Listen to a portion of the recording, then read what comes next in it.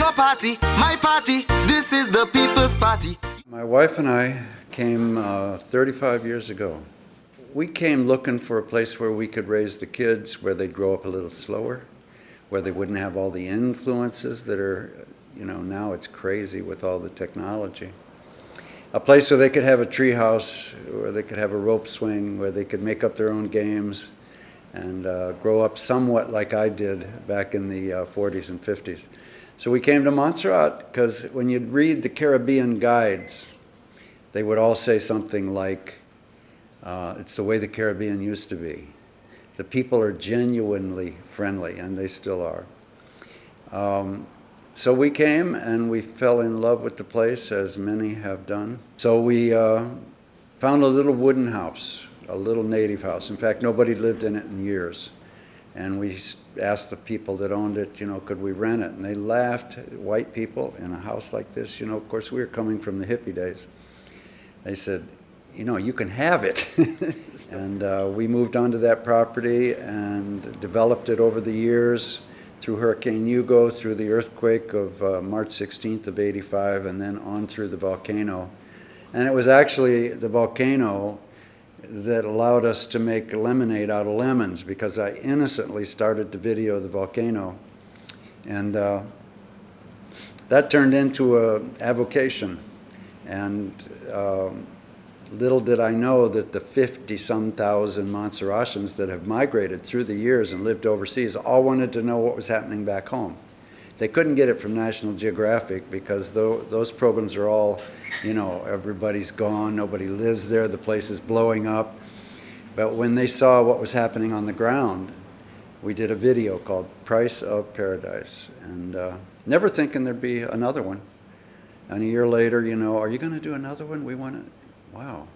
And I had taken them, actually took cases of those VHS tapes to London, New York, Boston, Toronto, Ottawa, Montreal, to the societies, the Montserrat societies, which are pretty big. And especially in Boston. I mean, you go there at a Christmas party, it's like being in Montserrat. You'll have 1,000 people there. So that was like seed, and I planted that seed never knowing that then they would want a second and a third, and then on through 9 videos. The technology came around for DVDs. My son grew up in that. He knew everything about authoring and mastering and doing all that stuff. So I would edit, and then he'd take them and make a DVD called The Price of Paradise, and it's sort of a compilation of all those videos into one thing. But it was what gave us cash flow.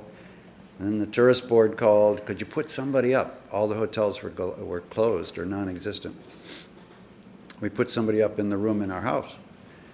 And it was full all the time. Now you have somebody living with you all the time. You got a stranger living. Let's go over there on the other side of the property. And we built the first floor in '98, which was an edit suite, a recording studio, and a little apartment. And then the next floor was 2003, the next floor in 2005, and the cottage in 2008. That became Gingerbread Hill. And it's been a tremendous blessing, both the accommodations and the video work. I mean, production companies around the world use the images of this catastrophe that we've been through to put television programs together about volcanoes. So we opened a youth center in Cork Hill, and that lasted a couple years. We turned it over to the local church in that village. I was the prison chaplain for about a decade.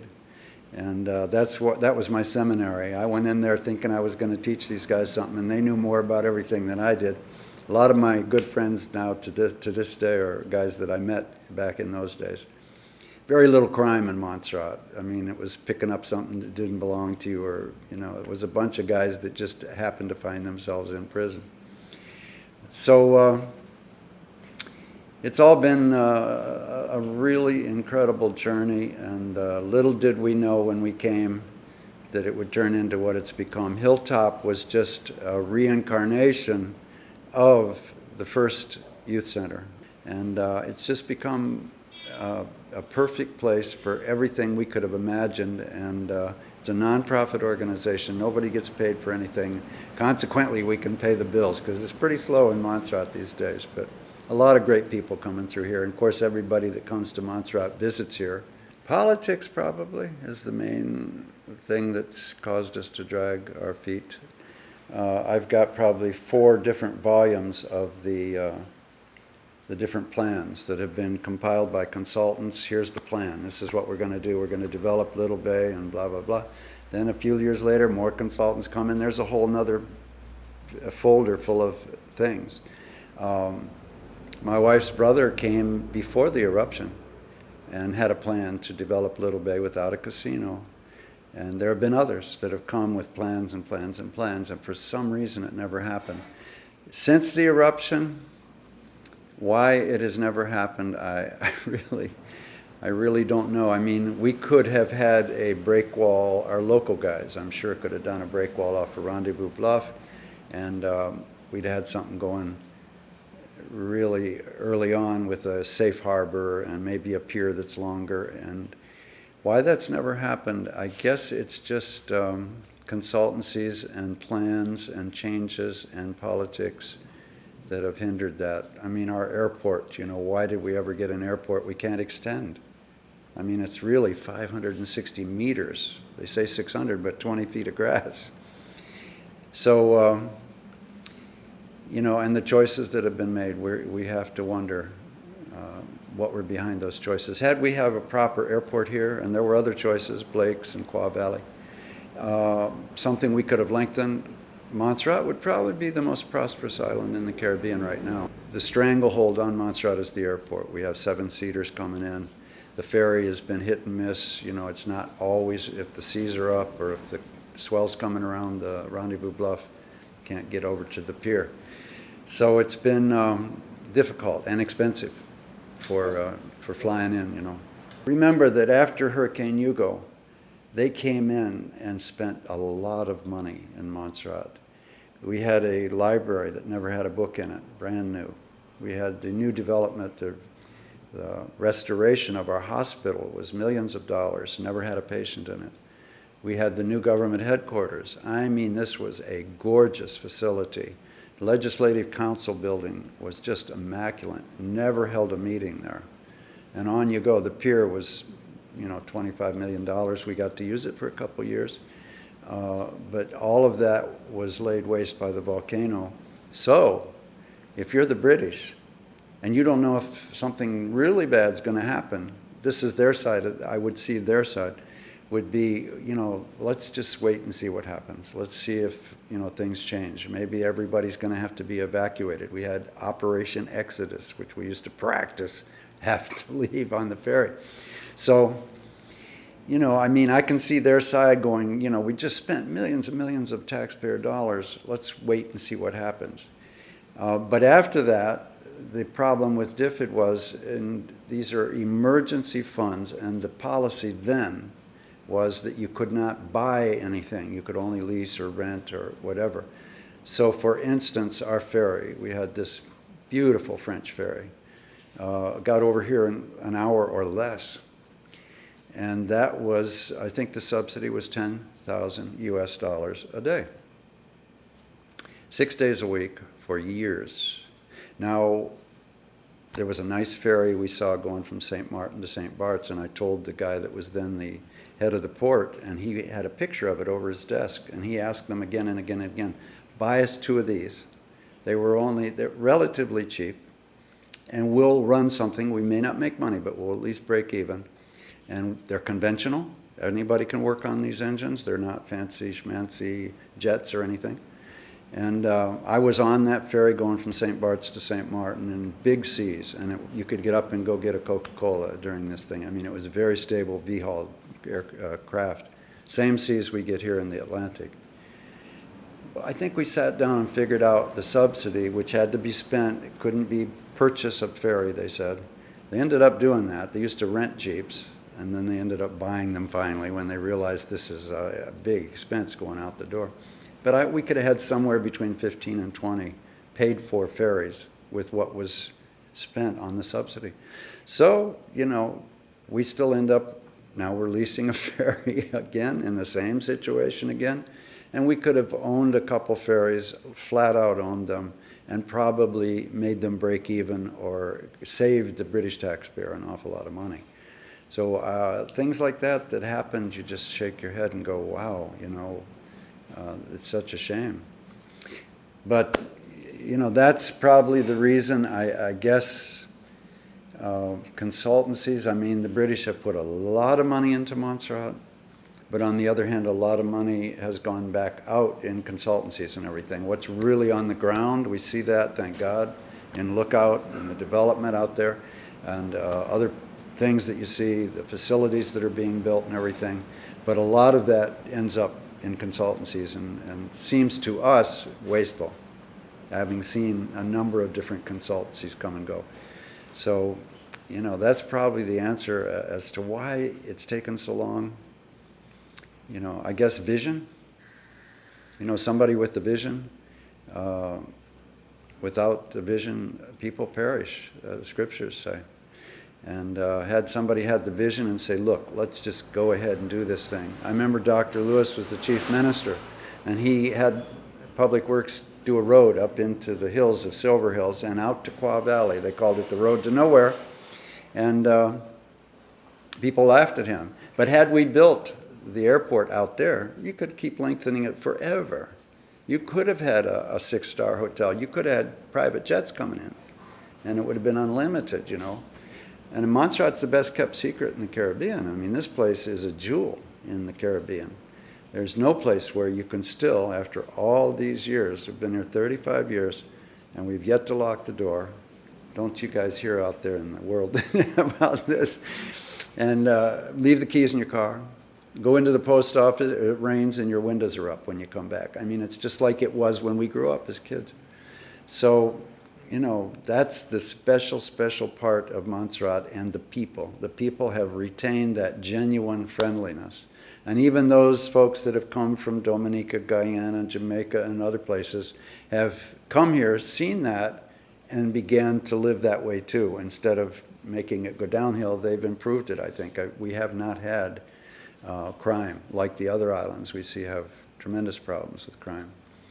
So, it's still the best place to be in the Caribbean. I remember saying when National Geographic interviewed me once, they said, would you leave? And I said, when the last boat leaves, I'll be on the one just after that one.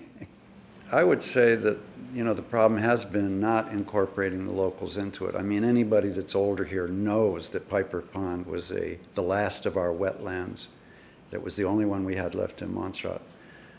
Everybody here knew that they found a fort up on top of Gun Hill. What an incredible place for that to be, for a tourist attraction. Take the cannons that are down there by the sea, put them back up on the hill again. So we're quite surprised when things, plans happen very quickly. In a couple of days, they had a charrette. Everything changed from all these books I've got here on the table of different plans, All that was done away with, and in just a couple of days, there's a whole new plan to move everything over to the other side. I think it's been hard for people to understand that there's a poll taken. I don't know how many people they asked. I don't know who did it, but I heard it on the radio, on the news. And they said, what's the most important thing to you in the next election? Jobs? They asked about 6 or 7 questions. And most of the things were 8%. Jobs was like 8%. And most of the things were 8, 10, 12%. Little Bay was 30-some%. People said, that's the most important thing to me. So, to have the fishermen have a fishing shed up in a parking lot somewhere, and their boats are still out there. We get a big storm, they always lose a couple. We always pictured it, Piper's Pond being this beautiful place for the fishermen to have a boat ramp with places they can, roll their boat up on little rollers, put a nice restaurant on stilts over there with the wetlands there. All the birds would roost there. I mean, it was very surprising when they took Gun Hill and put it into Piper's Pond. I mean, it just didn't really make any sense to me.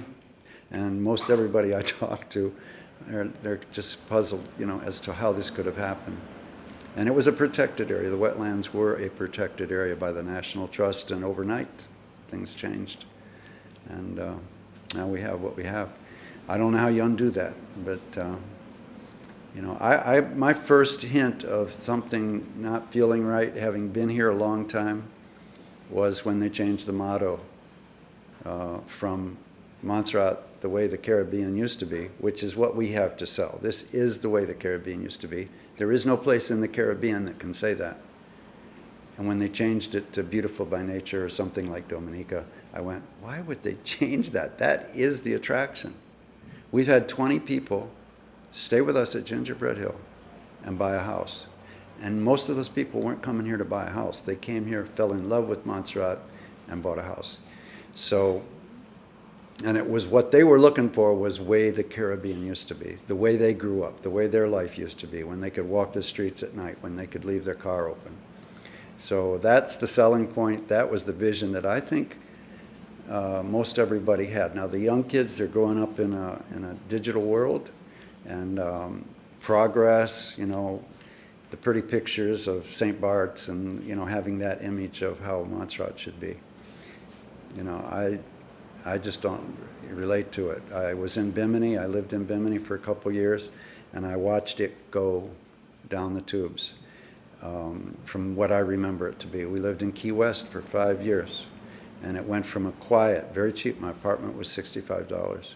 Very cheap. You could ride your bike down the middle of the street. My apartment's $3,000 now. Can't afford to live there. The people that used to work in the hotels have to live up the Keys because there's no place they can live. It's too expensive. Parking's $10. So we've been through that. We came here to try to find a place where it would retain that. So myself, my family, and most of the folks I talk to are hoping that somehow we could keep the thing, the jewel that Montserrat is to the Caribbean. Vision, it's vision again. Remember that when our young people that were forced to leave because they had no place to stay, their parents didn't have a job, they didn't have a house, so they went to England. It wasn't very long after they were there, they moved all those kids ahead a grade. Montserratian kids moved ahead a grade because they were ahead of the system in England. And I guess that wouldn't be true today, you know. The influence, once again, of the Western influence coming in through television and internet and all that other stuff has probably caused the kids to have a different way of looking at life. I doubt if there's many kids that get up at 5 and take their goats out and tie them and then get ready and go to school like they used to. And that's a discipline. Once you're out there, it's like David the shepherd, you know, he was out there in the elements and understood life in a different way than his brothers that grew up, you know, with everything handed to them. So, you know, we've lost that part of life here. And I think kids would get back into it. I mean, there's ways of doing agriculture now that are incredible. It's hard to change, but I mean, you could do things now, and they find out they could make really good money and not have to import everything. There'd be kids getting into that. In fact, I think there's some kids that have been doing these programs where they send you to another place. One of our young ladies went to Scotland and met people from all over the world, Africa, Asia, every place, and they worked together on a farm project. And it opened her whole life to the fact of what could be done in that kind of an area. Health-wise, that is a problem. The folks that I believe have a vision, I know Dr. Buffon is really quite aware of the problems in the health system in Montserrat. She's been our family doctor for years. I believe she's got a great heart, a great vision, as do most of the folks in the PDM. I think, I mentioned to my wife, you know, looking up at the politics in the United States, and I said, you know, Republican, Democrat, it's all the same. They're all up there 20, 30, 40 years. They're professional politicians. They're in the loop. They're in the Beltway. They don't know what life is like outside the Beltway. They fly their charter jets back to San Francisco. You know, I wish they would just get rid of all of them and bring some people up there. They may make mistakes, but they'll learn, they'll get it together, they'll figure it out. And I believe in the hearts of these young group of people that have raised up in the PDM. So I'm believing that maybe a complete change is going to help the situation. And you know, I know most of them. I know them for years and years and years, since a lot of them since they were young. And especially Donnie Romeo is a good friend, a family friend. He's a man of God.